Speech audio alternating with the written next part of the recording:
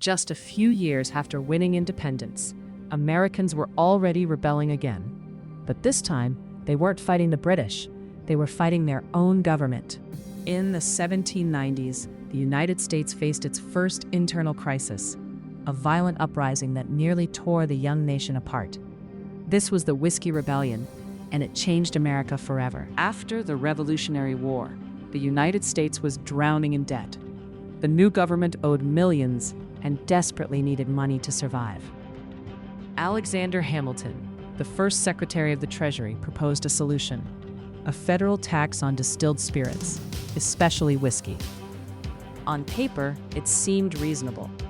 In reality, it ignited fury across the frontier. For farmers in western Pennsylvania, whiskey wasn't a luxury, it was survival. Grain was heavy and hard to transport, but whiskey was compact, valuable, and often used as currency. The new tax hit small farmers hardest.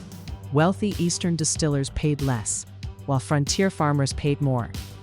To them, it felt like tyranny all over again, the very thing they had just fought a war to escape.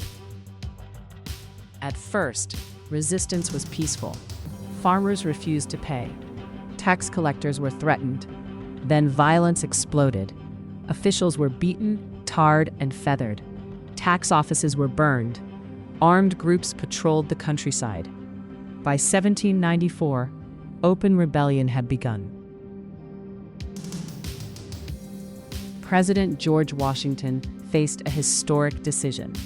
If the government backed down, the Constitution would be meaningless. So Washington did the unthinkable. He assembled a militia of nearly 13,000 soldiers, larger than most Revolutionary War armies, and personally led them toward the rebels. It was the first and only time a sitting U.S. president commanded troops in the field. When the army arrived, the rebellion crumbled. Most fighters fled without a battle. Only a few men were arrested. 2 were convicted of treason, but Washington later pardoned them. The message was clear: the federal government would enforce its laws. The Whiskey Rebellion proved something crucial.